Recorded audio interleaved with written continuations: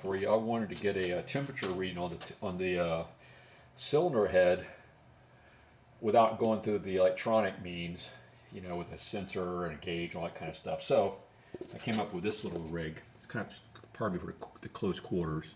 It's a little round thermostat. I think they're supposed to use these in smokers. I found it on Amazon. I can't remember how I found it, but if you Google, round dial thermostat, you'll probably find it. If I can figure out where I got it from, I'll put that in the comments later. But anyway, so that has a pipe fitting, okay, and I screwed that into this extension thing that I got from the Ace Hardware. It's like this is used for like put it on sprinklers for extending them out. It's like 3 sections. I cut one section off. This has a little stick that comes out about 2 inches, I think it was. And the idea is that, this would actually screw directly into the block, I'm pretty sure, into the head, I'm pretty sure, but then the little thing that sticks in there would end up banging into the cylinder. That doesn't work. So you have to put this extension on there. And the little metal piece I'm talking about, the actual sensing probe that comes out of the back of this dial, sticks in about, I don't know, about this far. Not enough that it's bottoming out against a cylinder wall, but enough to make sure it's solidly into the water. So even if you somehow had an air block here, which I don't think you could have, the thing still sits solidly in the water jacket.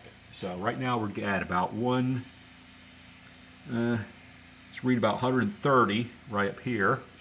I ran this a little while ago, and let's see what this one says.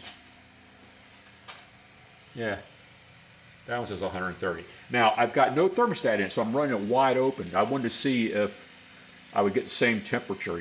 Theoretically, it's coming out right here. It's going right on the top of the radiator. You'd be about the same temp.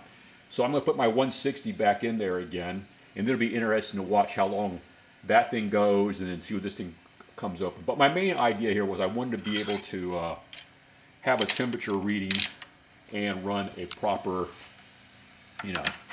radiator cap, so I'm not always having to leave that unplugged. Anyway, that's just a little tip. I thought that was kind of cool.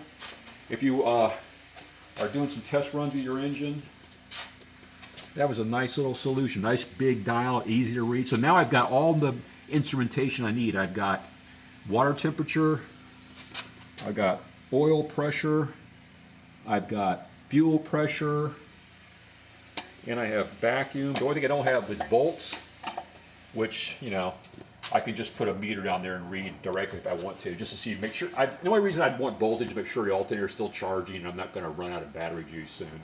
Anyway, that's just a short for today. Thanks for watching. Oh, project for later. I've got this one. I'm refabbing this one up. I'm going to clean up my actor. This is a big mess. I'm really unhappy with the situation. So I got an adapter plate from my buddy here. We're going to get that one bolted up. I'm going to get a starter for that. Let's see. I'm going to rework this whole radiator area. I was not satisfied with the way I did that. I like this solution I did on this one much better. So we're going to put a new radiator front on that. I guess I'll clean up all this wiring on this side. Clean up all the stupid stuff over here. This is just a big mess. And try to get the muffler back on. I might even install the shroud just for fun. I may put the shroud on that one because it would work better with that radiator. It actually fits that radiator better. Why would I put a shroud on? Well, run cooler, of course. That's not the main reason. The main reason I want the shroud is that way I know I have a better reference point for where the hole needs to be for the exit for the air intake, because the shroud will properly locate the radiator. With the radiator properly located, I can measure off of it to get the opening I need to determine where I need to have the airflow meter intake come through. That's the main reason. But it'd also be kind of cool to have the shroud on. I mean, you have it, might as well use it. The other thing I want to do is I want to make a cable harness connector that will basically let me, I use basically a lot, sorry about that. I can plug that EFI system into the car and start that engine outside of the car. I mean, before I do anything, that engine will be running on the side of the car with an extension cable that lets me start that engine, right? Get RPM readings, get temperature, alternator, everything's working. So basically I want to integrate that harness into the body harness on this car to make sure that everything works. Like for instance, the tack and the, how's that going to work? I think the tack comes through maybe a body harness on the original car, but on this one it comes through the EFI harness. I'm not sure about the temperature sending for the gauge. I think that also goes through this harness, whereas on that one it came through a body harness.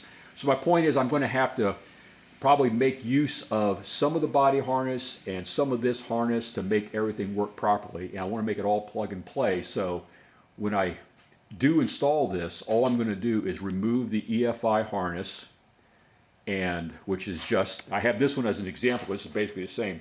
Basically that plug there and the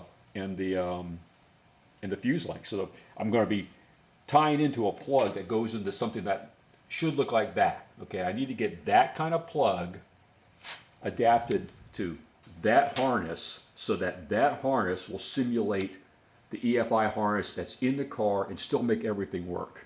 I hope I said that clearly. I know I probably didn't, but hopefully you get the idea. I mean, for instance, this one has the spark control, right? Yeah, this one doesn't. This one has, so I have to figure that out as well. And the spark control probably goes through the body harness. So that's the other thing. So you've got tachometer, gauges, and spark as a minimum that I know are completely different on how this one works. Oh, also there's the air conditioning. I haven't played with that yet. I'll probably add a switch here that simulates when the air conditioning is commanded on, because I'm pretty sure there's an idle up provision in this wire harness that idles up that control valve right there for air conditioning. And I want to be able, and this one uses a completely different setup. This one uses that little magnetic solenoid that turns on vacuum and has a pull on. Well, this thing doesn't have provisions for the pull on. There's just no room here.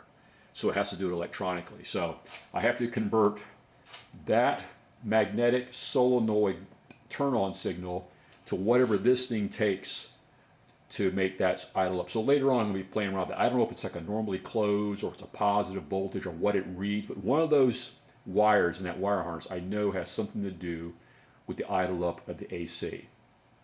So that's the other project. But that's all for now. I mainly came out here to show you this silly thing right here.